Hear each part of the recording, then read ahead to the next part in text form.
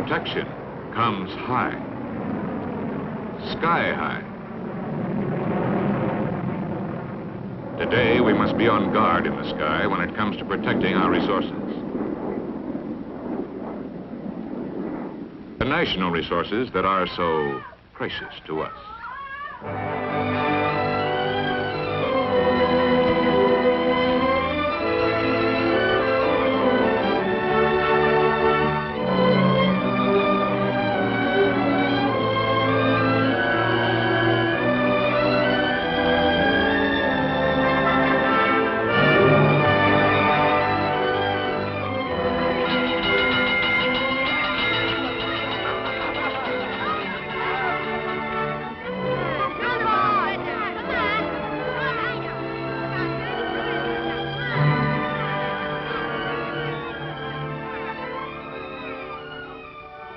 The offensive weapons of tomorrow are here today. Supersonic, super destructive,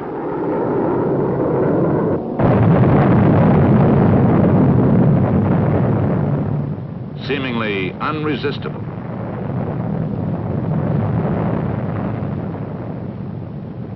To protect the future of America, the defense techniques of tomorrow had to be discovered now. They were discovered in electronics. That is how SAGE and bursting computers into military service. Electronics for combat use means new concepts, new tools, new weapons. You are listening to the heartbeat of the SAGE computer. Every instrument in this room is constantly monitoring, testing, pulse taking, controlling.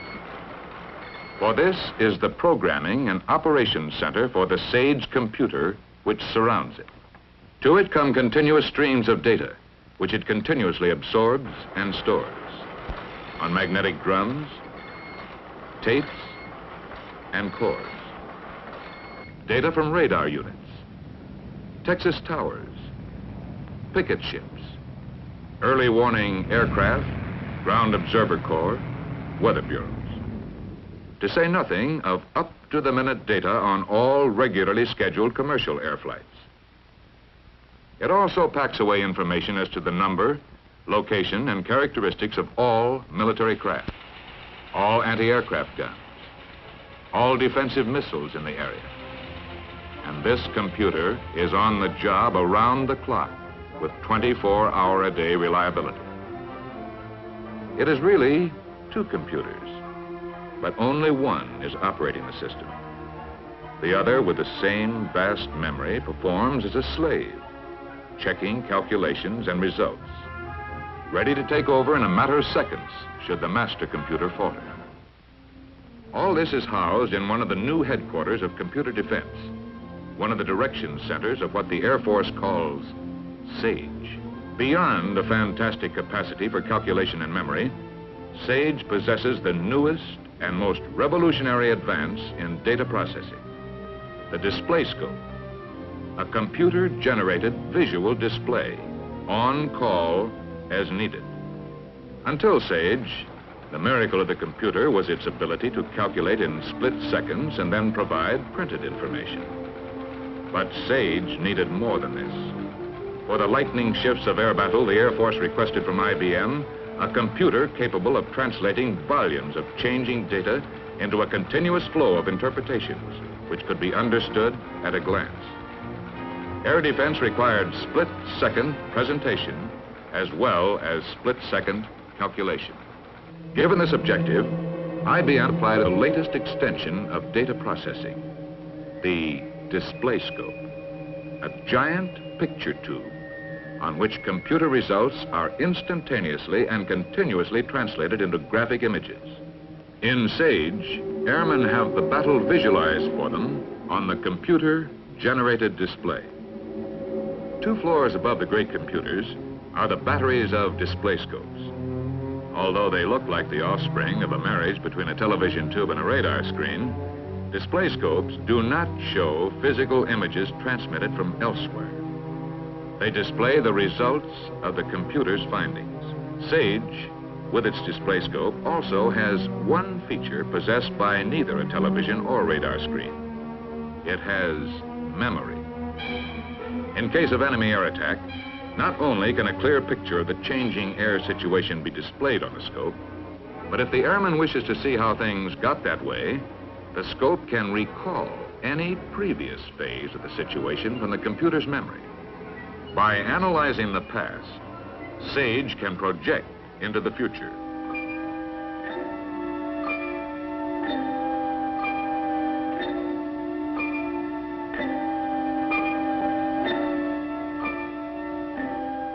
The computer can furnish information on the countermeasures available so that the officer in charge can make his choice as to when and where to fight. Once he has selected a plan of counterattack, the computer guides interceptors and missiles to the enemy. After encounter, the computer guides the interceptors back to their bases. Aladdin's lamp couldn't do more. What is the most precious commodity that electronics defense wins us? Time. Long before the bomber reaches our defense perimeter, the computer's memory will identify it as friendly. But if a flight of planes were identified as hostile, then in a matter of minutes,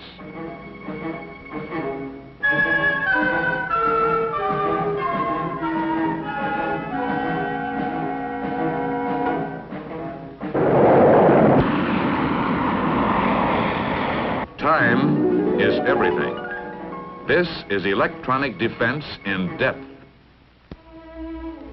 And what better reason for an effective air defense? But is this protection enough? Here is protection too. The protection which comes with the possession of weapons of retaliation. Just as our defensive powers had been advancing, so have our instruments of attack. The demands of plane warfare require the fantastic ability of modern computers. The question was, how could the electronic computer be made airborne? Problems of consequence when designing a computer for ground installation became overwhelming when it was proposed to redesign them to fit into jet bombers. First, the problem of space and weight. The interior of a modern bomber is cramped for space as is. How can a bulky computer be fitted into it?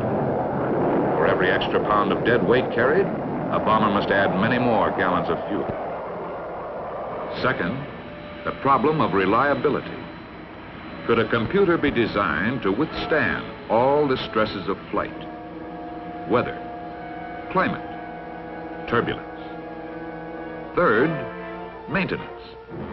Could a computer be designed for easy ground and air maintenance? These and other problems were all finally solved by unique design and by employing the basic principle of modular construction. The same multiple arrangement principle which was applied in the design of this doll furniture enabled the Air Force to procure an airborne computer. By designing an electronic assembly packaged in self-contained units which are then joined, a computer of flexible construction was achieved. It can either be installed in a compact unit or parts can be distributed according to the space available. Self-contained units make it easier to achieve durable construction and easier to test each unit for reliability.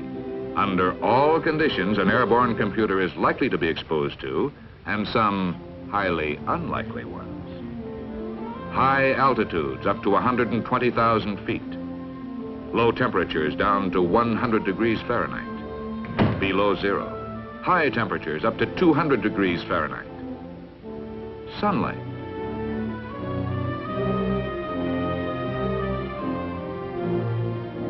And rain tests.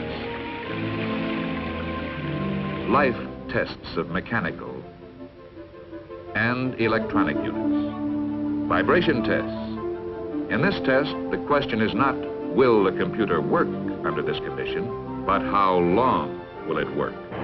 Once the continued capabilities of the airborne computer were established, there was only one other major obstacle: field maintenance. To solve this problem, IBM drew on its commercial experience.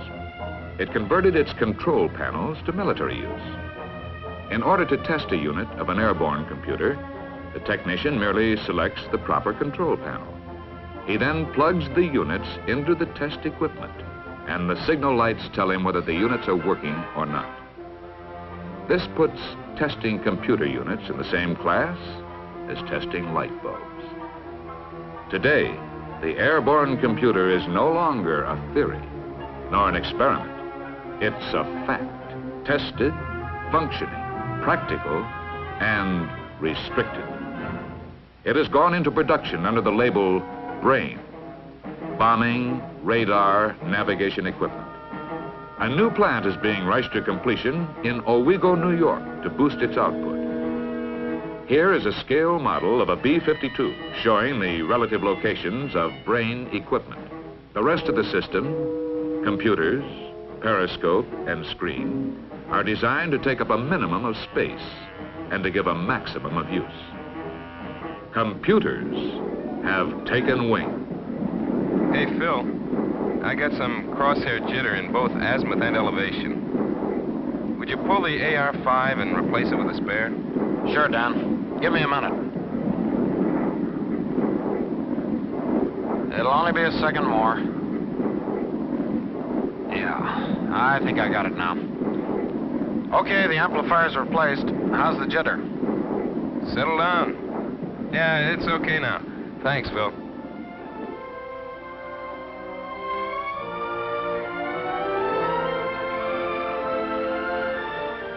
And as long as we're on guard, as long as we're ready to look ahead and move ahead, the future of America is secure.